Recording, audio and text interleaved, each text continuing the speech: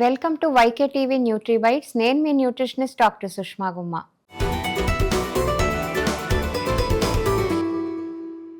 Intermittent fasting ఇది topic బాగా trend అవుతోంది.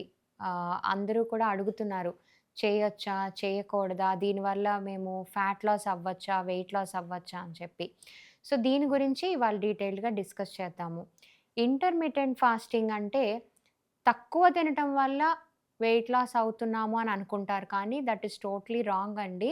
సో, ఈ కాన్సెప్ట్ అసలు మనకి ఎందుకు వర్కౌట్ అవుతది అనంటే, there is a change in how your body is using your energy అనమాట.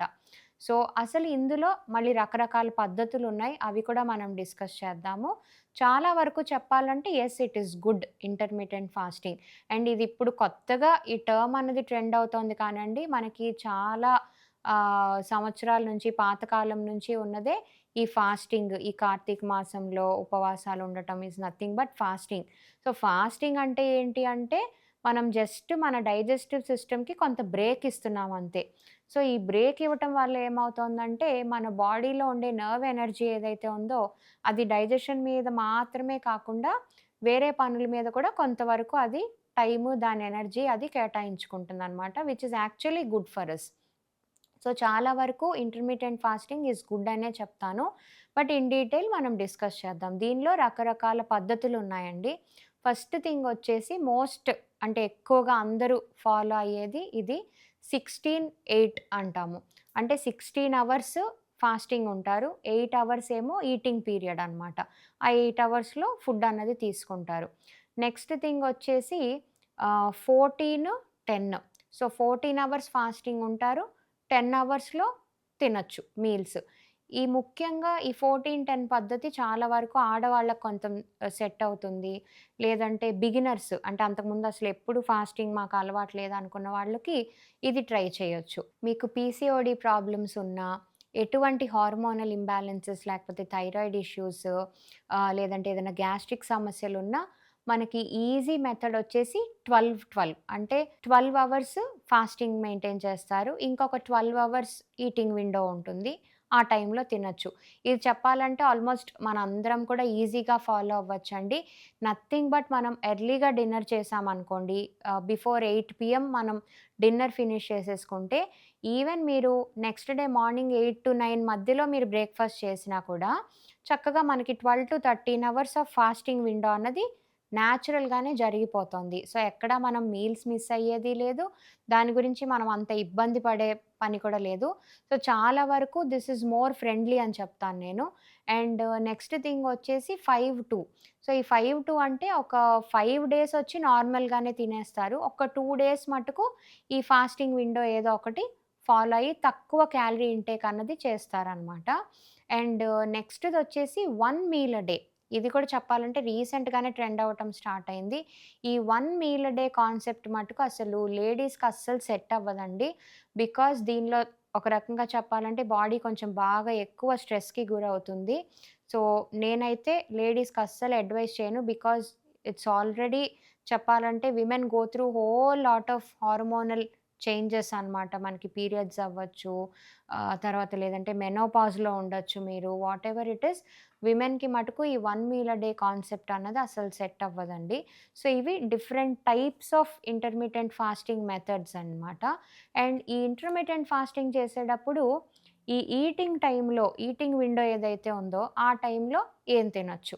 Again make sure balanced meals. ప్రాపర్‌గా ప్రోటీన్, ఫైబర్ ఎక్కువ పెట్టుకొని, కార్బోహైడ్రేట్స్ కొంతగా తగ్గించుకొని, ప్రోబయోటిక్స్, హెల్తీ ఫ్యాట్స్ ఇందాక మనం ఆల్రెడీ డిస్కస్ చేసుకున్నట్టుగానే ప్రాపర్ బ్యాలెన్స్డ్ మీల్స్ మాత్రమే తినటానికి ట్రై చేయండి. అంతేకాని నేను ఇంటర్మిటెంట్ ఫాస్టింగ్ చేస్తున్నాను, నేనేమైనా తినేయొచ్చు అని అనుకోని ఈ అన్‌హెల్తీ జంక్ ఫుడ్స్ లాంటివి తినకండి. కంపల్సరీగా హెల్తీ బ్యాలెన్స్డ్ మీల్స్ మాత్రమే తినాలి.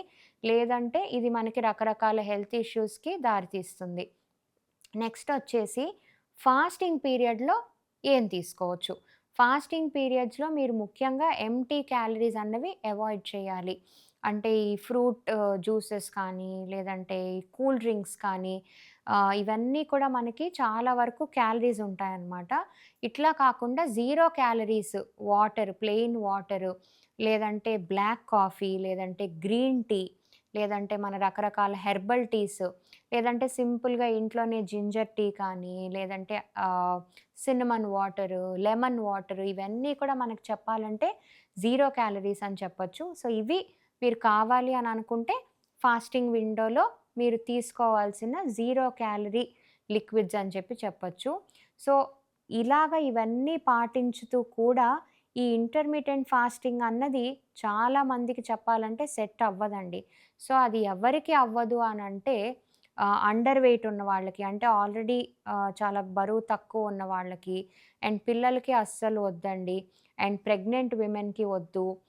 బ్రెస్ట్ ఫీడింగ్ చేసే ఆడవాళ్ళకి అస్సలు సమస్యే లేదు. అలాంటివి ఏమీ చేయకండి. బాగా అన్‌కంట్రోల్డ్ డయాబెటిస్ ఉన్న వాళ్ళకి అంటే షుగర్ ఫ్లక్చుయేషన్స్ బాగా ఉండి, ముఖ్యంగా మీరు ఇన్సులిన్ తీసుకునే వాళ్ళైతే ఇది అస్సలు సెట్ అవ్వదండి. ఎందుకంటే ఆల్రెడీ ఇన్సులిన్ తీసుకునే వాళ్ళకేమవుతుందంటే నైట్ షుగర్స్ చాలా వరకు డ్రాప్ అయిపోతా ఉంటాయి. అప్పుడు మనకిలా లాంగ్ పీరియడ్ ఆఫ్ టైమ్ మనకి ఫాస్టింగ్ ఉంది అంటే షుగర్ స్టిల్ డ్రాప్ డౌన్ అయిపోయి చెప్పాలంటే అది చాలా డేంజర్ ఒక రకంగా. And then severe chronic gastrointestinal disturbances ఉన్నా కూడా అంటే from a very long time మీకు సివియర్ ఎసిడిటీ కానీ, హార్ట్ బర్న్ అంటే ఈ గుండెల దగ్గర మంటగా ఉండటం, severe gastric issues from a long time మీరు సఫర్ అవుతా ఉన్నా కూడా ఒక్కసారి ఇంటర్మిటెంట్ ఫాస్టింగ్ చేసే ముందు ఒకసారి please talk to your doctor or your certified nutritionist and then do this. But దీనివల్ల ఇందాక నేను చెప్పినట్టు బెనిఫిట్స్ కూడా ఉన్నాయండి. వెయిట్ లాస్, ఫ్యాట్ లాస్ మంచిగా అవుతుంది. ఎందుకంటే మనకి it will improve your insulin sensitivity. So, దీనివల్ల ఏంటంటే ఫ్యాట్ బర్నింగ్ మంచిగా జరుగుతది బాడీలో. దీనివల్ల హెల్తీ ఫ్యాట్ లాస్ అన్నది ఎస్పెషల్లీ బెల్లీ ఫ్యాట్ అంటే మనకి పొట్ట దగ్గర ఉండే ఫ్యాట్ ఏదైతే ఉందో అది బర్న్ అవ్వటానికి ఈ ఫాస్టింగ్ అన్నది is very good actually. So, ఈ హెల్తీ ఫ్యాట్ లాస్‌తో పాటుగా ఈవెన్ మీకు బాగా హార్మోనల్ ఇంబాలెన్సెస్ ఉన్నా కూడా హార్మోన్స్ కరెక్ట్ అవ్వటానికి కూడా ఈ ఫాస్టింగ్ అనేది చాలా వరకు హెల్ప్ అవుతుంది. క్రేవింగ్స్ అన్నవి కూడా చాలా వరకు తగ్గుతాయి. ఈ midnight cravings, late night snacks తినాలని అనిపించటం. ఎస్పెషల్లీ ఇప్పుడు మనందరికీ కూడా అసలు ఈ ప్రాబ్లమ్స్ అన్నీ కూడా ఈ మిడ్‌నైట్ ఫుడ్ కోర్ట్స్, ఈ బిర్యానీస్. సో, ఒకప్పుడు ఇవేమీ లేకుండానే చక్కగా అందరూ టైంకి తినేసి పడుకునేవాళ్ళు. Now everything is like disturbed అని చెప్పొచ్చు. లేట్ వర్కింగ్ అవర్స్, లేట్‌గా ఫుడ్ తినటము అండ్ ఫుడ్ అవైలబిలిటీ కూడా ఔట్‌సైడ్ ఫుడ్ అవైలబిలిటీ అన్నది కూడా బియాండ్ అవర్స్ కూడా అవి అవైలబుల్ ఉండటం వల్ల అవి తినేయటం అవ్వచ్చు. వీటన్నిటి వల్ల కూడా చెప్పాలంటే మనకి ఈ గట్ డిస్టర్బెన్సెస్ అన్నవి బాగా ఎక్కువైపోయినాయండి. సో, అందుకని it is always good to give your got a break. So, ఆ డైజెస్టివ్ సిస్టమ్ ఏదైతే ఉందో కోశ వ్యవస్థ ఏదైతే ఉందో దానికి మనం ఒక చిన్న బ్రేక్ ఇస్తున్నాం ఈ ఫాస్టింగ్ తోటి. సో, దీనివల్ల చాలా వరకు ఈ హెల్త్ ఇష్యూస్ కూడా ఇంప్రూవ్ అయ్యే అవకాశాలుంటాయి. కానీ నేను మళ్ళీ చెప్తున్నాను, మీరు ఎప్పుడు అంతకుముందు చేయకపోయినా, మీకేమన్నా హెల్త్ ప్రాబ్లమ్స్ ఉన్నా కూడా ఎర్లీగా డిన్నర్ చేయండి అంతే కానీ మీల్స్ అయితే మటుకు స్కిప్ చేయకండి.